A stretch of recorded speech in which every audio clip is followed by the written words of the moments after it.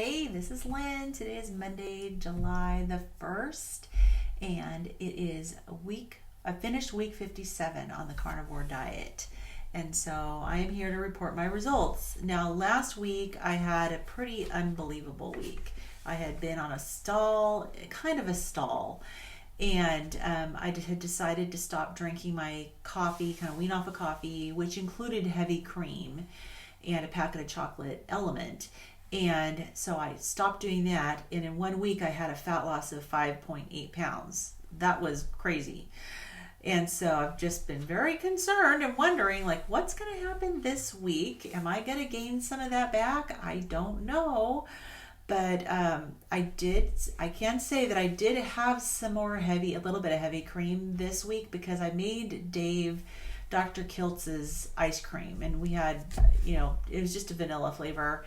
I did put some monk fruit drops in it. I know Dr. Kiltz's includes, you can go with no sweetener or you can do some sweetener. He says honey, which I don't do honey, or some other type of sweetener. And so I did do some monk fruit drops, which barely gave it a little bit of sweetness. But, whole vanilla bean, and other than that, it was egg yolks and heavy cream. I think that's it. But in an ice cream maker. And so Dave actually really enjoys it. And so I made some. I did had a little bit, maybe like one serving, maybe 1.5. But anyways, other than that, I didn't have any heavy cream all week. So it was really going to be interesting to see what was going to happen with my weight this week. But just wanted to give you an update on how things have been going for me this week. Sleep has been interesting because I know one of the things I mentioned last week was that I need to work on my sleep. The previous week I got weaned off coffee, which was great. And then my next goal was to work on my sleep. And I had a couple of days where I did well. And then it was like things went just wonky on me. It's like before I was staying up late because I just wanted to. But this week when I tried to go to sleep, I couldn't. So I don't know if I've been in this other sleep schedule so long that I've messed up my sleep schedule, so I've got to do something. So if you guys have any recommendations, please let me know. I was going to take melatonin, and then I looked at the ingredients, and it has a bunch of stuff in it that I don't want to take. So if you know of a really clean melatonin or something else, I might put some lavender oil on my pillow. I feel like I have some other things that might be helpful. I think I have an herbal supplement from Melaleuca that's for sleep. So maybe I'll check that out and check out the ingredients and see. But I've got to do something about my sleep. It's driving me crazy because now what happens is that I can't get to sleep until 2, 3, sometimes later than that in the morning. And then in the past, I would still get up. I'd wake up at a decent hour, but now I'm not. I'm sleeping in like crazy, which ends up giving me a headache, which is not good. When you get sleep logged and you sleep too much and you end up with a headache, like right here, that's what's been happening. So I have got to get this sleep thing worked out. I love early morning hours. I do. I'm not sure why I keep staying up so late. One of the things is Dave's sleep schedule is kind of crazy. He has to get to sleep a bed around like 7:30 in the evening because he gets up at 1:45 in the morning. And I'm still reading to him to help him go to sleep. And then I get up and I just get busy doing stuff. It's like my alone time, uninterrupted time. And I just get busy doing stuff and I get all caught up. And man, when I get focused, I'm focused. And then time just flies. So we shall see. I'm going to really, really put a concerted effort into getting my sleep schedule back on track. I really, really do enjoy the early morning hours. And it's also healthy to be outside if you can in the early morning hours. So I really want to get there. So anyways, any suggestions for some clean options? Maybe listening to some relaxing, sleep music on my phone. We'll see. But anyways, doing the arm flab challenge with Lindy from Limitless Lindy. And we had our live session on Friday to do our 14-day update, which was nice and fun. And we have a lot of people that join in and comment. They're doing it with us. And did miss 2 days last week, and now Lindy missed a few days too because she had her daughter's, her one daughter had surgery and the other had some doctor's appointments. She had to take her to, and was just really tired, a lot of travel. But I didn't have an excuse. She had a good excuse. But anyways, we're back on track this week, but I do feel like I'm getting stronger. I don't know if the flab is going away. We'll see. But I do feel like I'm getting stronger, and I was taking breaks all the time before, and I decided this week I'm counting my breaks.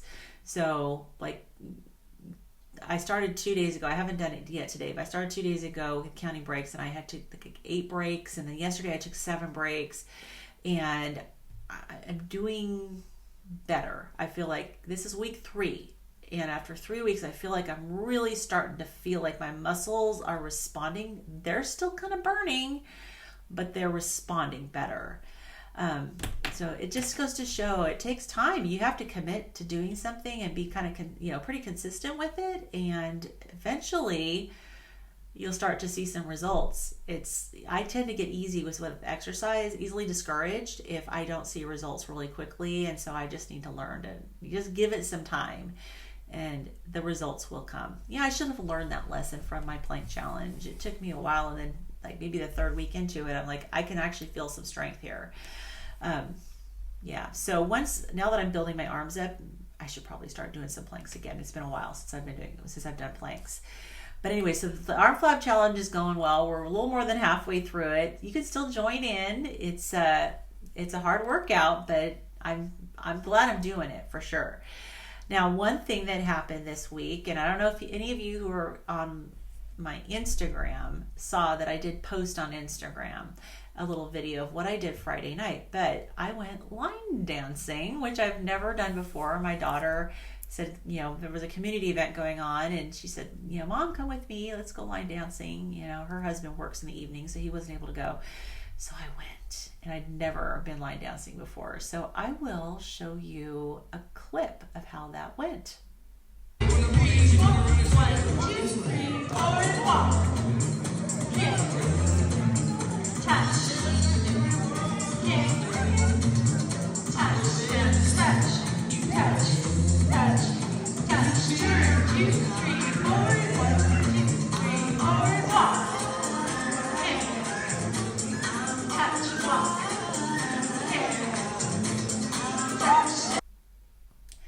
So that was me line dancing. It was a ton of fun. It was really, the instructor was great. She explained things well. I always consider myself a highly uncoordinated person. So the fact that I was keeping time shows that she was a good instructor. It's not me, honestly. It was her. And, another thing, repetition, you go through these series of movements and you just repeat them, and eventually your muscle memory kicks in and your brain goes, oh, okay, I know what to do.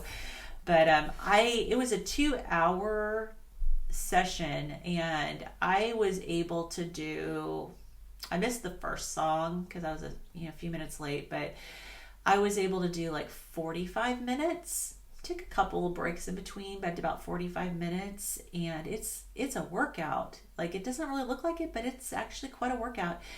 And it was warm in there, which was concerning because I tend to respond badly to warmth, but I actually did okay. I was able to get out in the cool air, and it is Washington, even though it's summer here. It was in the 60s. And we're finally hitting like a high of low 70s now. Woohoo!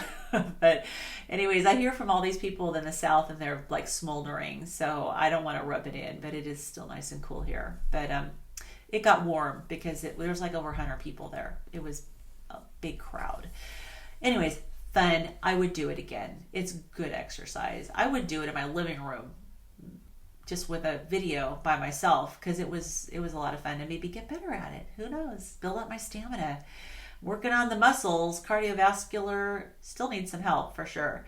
Another thing that I did this week, which is new, is of course, I have been trying to do some grounding outside, being outside in my bare feet. But we have had some weird weather recently, a lot of rain. I haven't really been able to get out and do anything. And so I watched a documentary on YouTube called Earthing, and you guys may have heard of it, but I hadn't heard of it, but I know it was about grounding, and it was just fascinating. And so the guy who's, the main guy that they interviewed has a book. So I looked into the book, and this is his book here. And his name is Clinton Ober. And it was co-written by a doctor and some other person here. And looks like this won an award. So anyways, I was looking into getting his book just to look more into it because, that's me. I like to dig further. And I saw that there's grounding mats that his company produces. And so I decided, well, I'm going to buy a kit with some grounding mats. And there were two, and they were kind of oblong, long and narrow. Like you could put it on your chair and you could be sitting on it and have it against your back there. And it came with two. And I figured, well, this would be really good for when I can't go outside and I can just ground inside. It comes with a little grounding tester for your outlet.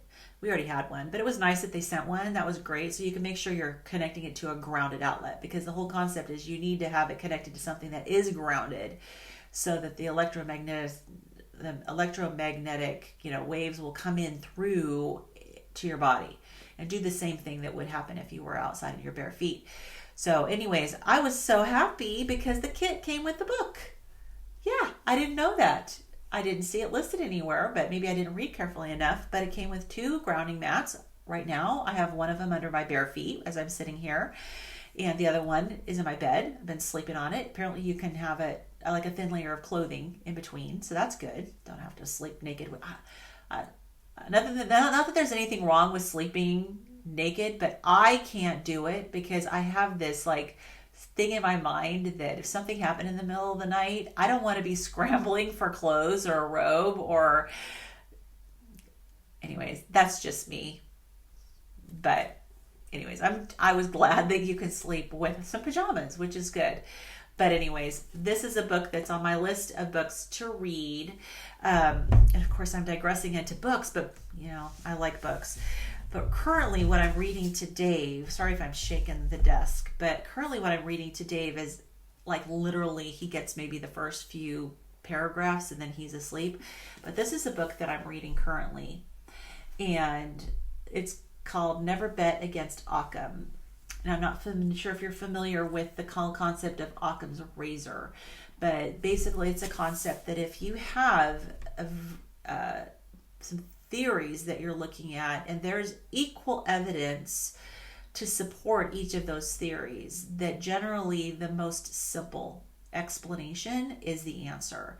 And often that's utilized in medicine, that if you have a doctor will do a differential diagnosis, you'll come in, you'll share what your symptoms are, and the doctor will do a differential diagnosis and say, based on these symptoms, it could be this. The list could be really long or it could be short, but it could be potentially these things. And then they're going to go look for the evidence to support one of them.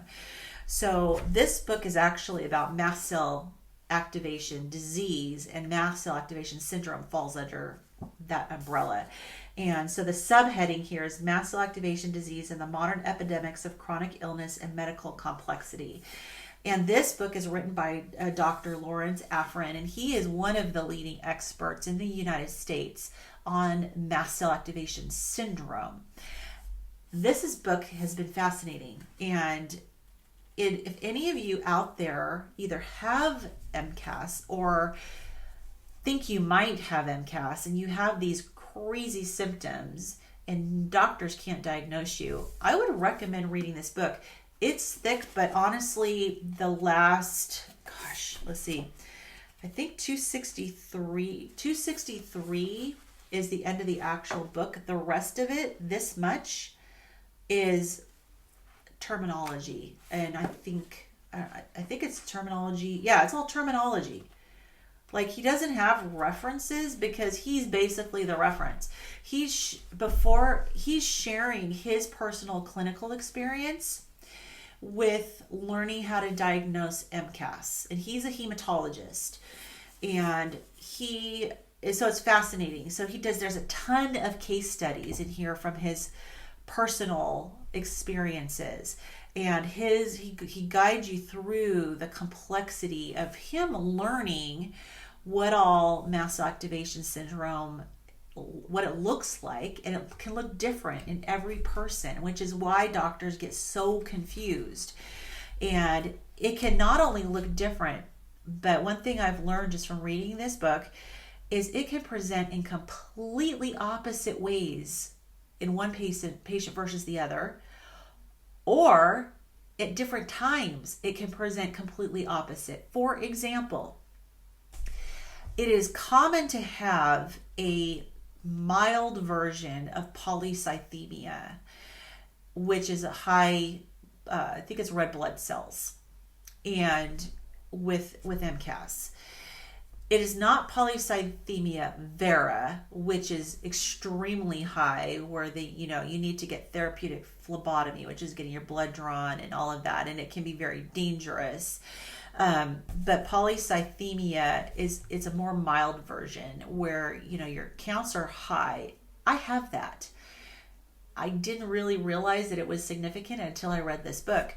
But you can have another patient who has anemia, where their red blood cell counts are too low. Or you can have somebody who sometimes they're too high and other times they're too low. And that's just one example. Every system, it can be the exact same. You can have people who have too high bone density, which is I think osteocytosis, something like that. And then you can have people with osteoporosis, too low bone density, which was me. This diet, the carnivore diet, has actually gotten me from the low range of my bone density into the middle of the normal range in bone density. So I did start out with low bone density. Anyways, this book goes through basically his journey of how he learned how to diagnose MCAS. By the end of the book, he's still learning because it is not easy. He calls it the most insidious disease out there, which I believe because it is so bizarre. And he said there are doctors out there that because of the nature of it, don't believe it exists. But he actually has diagnostic labs, and sometimes it's a bone marrow biopsy like I had to have done. But he learned later that he didn't have to do bone marrow biopsies on everybody. But for me, because my tryptase levels were above the cutoff where it could be mastocytosis, I had to get a bone marrow biopsy. But he has learned all the different diagnostic tests to do. And as I've been reading through this, like I know I had 2 of those diagnostic tests, and it came back positive with both of them. But there are a whole bunch of other tests that nobody has ever run on me. And years and years ago, somebody ran a histamine test on me, and it was high, but it was before anyone even knew about MCAS, so nothing was said, which was weird because this was a naturopathic doctor, and they didn't even go like, "Oh, interesting, your histamine levels are high. Let's see what we maybe need to look into this further." No, but anyways, there's some other tests in here that I'm thinking, oh, interesting. I maybe should get these done, like an epinephrine, norepinephrine, a heparin. I do tend to have some issues sometimes with some blood, and I wonder, because it can release, mast cells can release heparin. Sorry, I'm getting too excited. I'm stumbling over my words here, but this talks about all of the different body systems, your skin, your eyes. It confirmed that my vision issues and my eye irritation and my sometimes blurry vision, it's an MCAS thing. Your ears, your sinuses, your throat, your lymphatic system, your lungs, your heart, your GI, your urinary system, musculoskeletal, joints, neuropsychiatric, endocrine, metabolic, hematologic, coagulation, autoimmune, and immunologic findings. I mean, just like it is a thorough book. My goodness. Okay, so I'm not going to go on further. I may spend a little bit of time doing a review on this potentially. Anyways, so that's what I'm reading today. When I'm done reading that, I'm going to start on the earthing book. Okay, sorry. I know I went on and on and on. I get too excited about books. But anyways, I've got the grounding mat, and I do have a couple other books, like the book club on Sunday. We're reading this book. Next book we're reading after this coming Sunday is this book, Good Energy by Casey Means. So looking forward to that. And we are doing, Tuesday this week, we're doing our keto study club with the ketogenic book. Okay, So if you got bored on books, maybe I should put a note in the description. If you don't want to hear all about my book, crazy book, I guess you can call it a fetish, you can skip forward. Anyways, all right, so sleep is my big thing for this week. So let's get on to the results. I know it's been a little bit of time, but today I weighed in at 242 even. So that's only a half a pound, sorry, not half a pound, a 0.2 of a pound under last week. So yay, I didn't gain weight. Awesome. I was worried. I really was. I was concerned. And so I'm glad. It's like, that's good. So maybe if I don't do Dr. Kiltz's, I don't know. Did I call him Filtz before? I don't know what. I can't talk today. If I called him Dr. Filtz before, which my brain is going, oh my gosh, I think I called him Dr. Filtz, I will correct it back there. It's the sleep. I know it's got to be the sleep. Like, seriously, I can't talk today. Dr. Kiltz. Okay, I'm not making Dr. Kiltz's ice cream this week. Sorry, Dr. Kiltz. He doesn't watch my videos. But if I called you Dr. Filtz, I'm sorry. Okay. Oh my gosh. I'm like blowing myself away with how wonky I am. Like, seriously, wonky is the word. It is the word for this week. It really is. Okay. So my fat-free body weight actually went down by 0.2. So did I lose fat? No, I didn't. I didn't lose any fat. And so my fat loss was 0. So that 0.2, if you look at the details, my muscle stayed the same, my bones stayed the same. So that 0.2 was all water. So all I did was lose 0.2 pounds of water this week. That's it. Nothing. So I guess as far as fat loss, this week, it was a flat line. But that's okay. Last week made up for 2 weeks worth for sure. Maybe even 3 weeks worth. So I'm good with it. So overall, my total scale loss is 97.6 pounds. I have gained a total of 26.6 pounds of good tissue. That's muscle and bone primarily. And that means my total fat loss has been 124.2 pounds. Yay, that's fantastic. So overall, I've gained 25.4 pounds of muscle, 1.6 pounds of bone. And as of this week, because of that fluid loss, like my fluid loss this week was 0.2, but my overall fluid loss is 0.4 of a pound. It's okay. It goes up and down. Okay, so that's this week. So, that's my results. I'm fine with them. I'm glad I had last week. That gave me renewed hope that maybe the heavy cream was causing me a problem. And so this week I have got to tackle the sleep. I have to.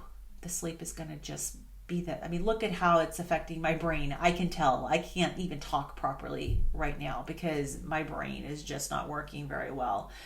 Of course, I still rattle on, but I stumble a lot. That's for sure. So anyways, if you are still here at the end of this, thank you so much. And we'll see how things go next week. Tune in to our Keto Book Club.